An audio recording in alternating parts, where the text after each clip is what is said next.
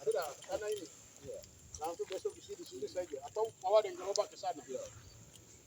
Bisa isi di sini, nanti setelah yang diisi bawa dengan gerobak ke sana. Bisa.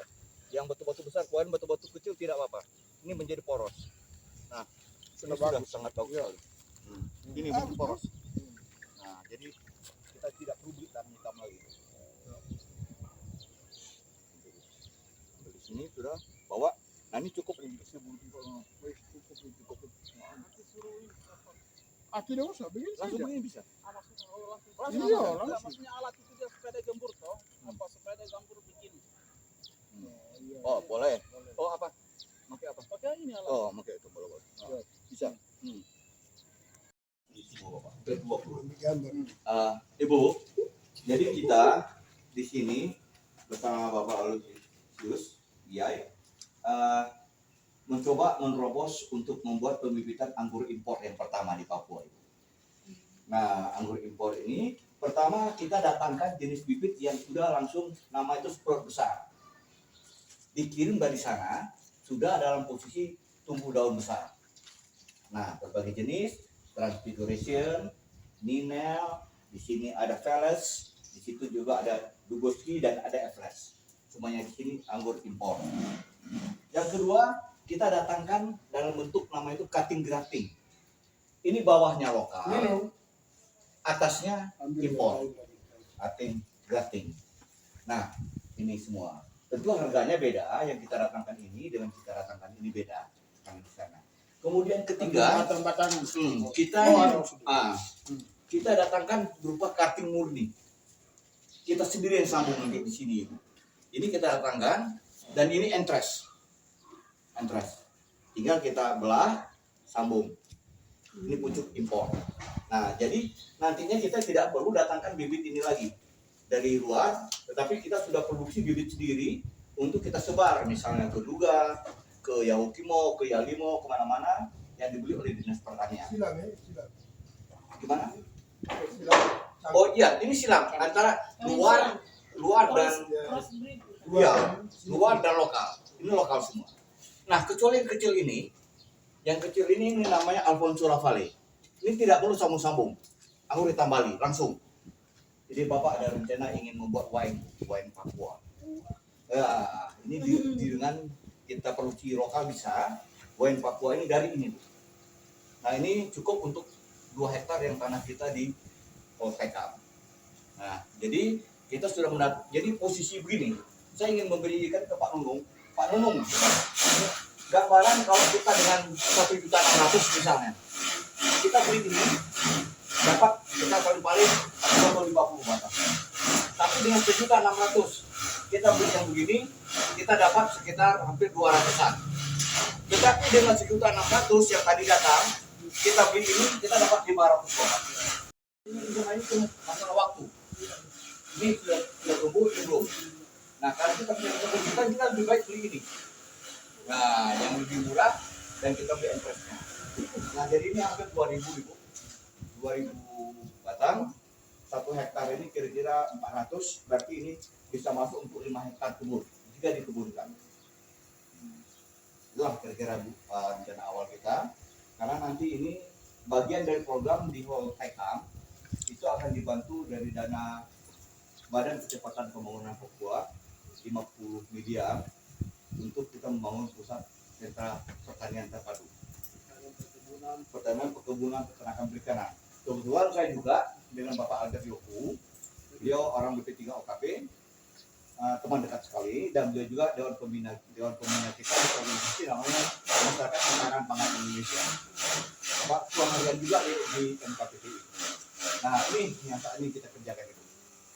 Jadi Adrian, luar biasa ya. Kami semua orang rakyat Papua di era otonomi jilid 2 itu. Ya, kami jilid 2. Undang-undang nomor 21 tahun 2002. Nomor 2 ya. Tahun 2001 itu. Ya. Kami harapkan roh yang Pak Adrian mulai sebarkan di seluruh Papua. Ya. Mulai dari sentra di Yalimo. Ya.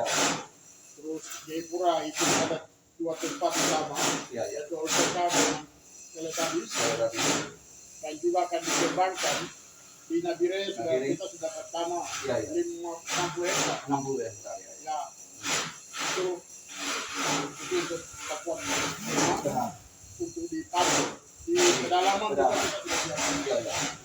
Dua lokal kita dua lokal. Dua lokasi. Jadi dia daerah panas yang dulu. Iya, benar.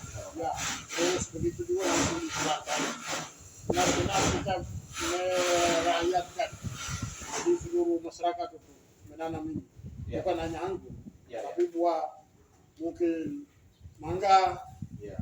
pisang, Bisa kompetisi. Cavendish atau pisang lain yang cocok dengan nanti di iklim Iya. di daerah setempat kita mau ini. Iya. Begitu baru tanaman-tanaman lain. Iya. Sehingga orang Papua betul-betul ada kebangkitan kemandirian pendapatan ekonomi.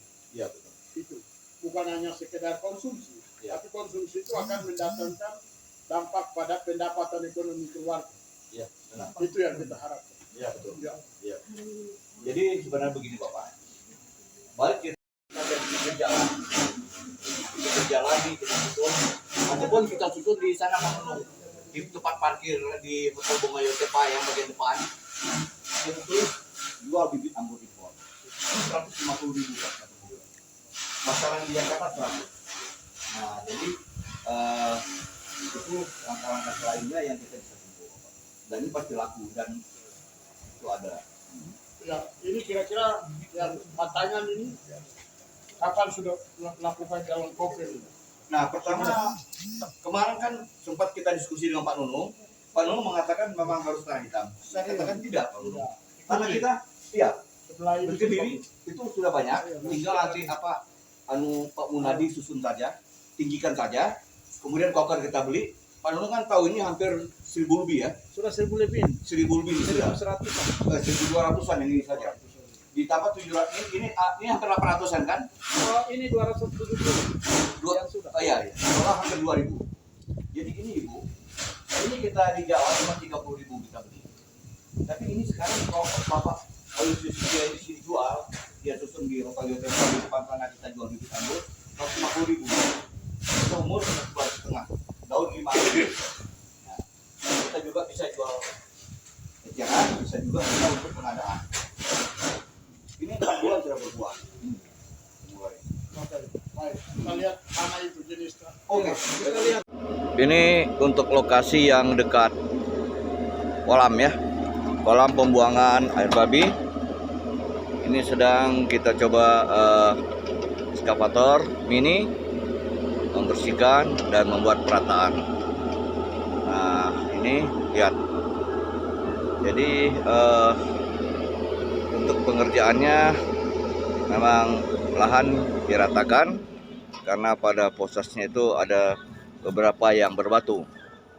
Nah ini dari sini sudah mulai rata pada posisi, tinggal sedikit lagi yang untuk di ujung sini.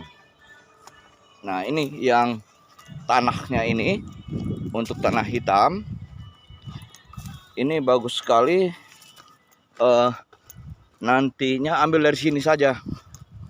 Nah indikator untuk tanah bagus itu adalah gembur. Anggur memerlukan adalah bibit yang gembur. Nah, sangat gembur dan berpori. Dengan ada batu-batu sedikit, batu-batu kecil ini tidak masalah. Ini akan menjadi berpori untuk bibit anggur.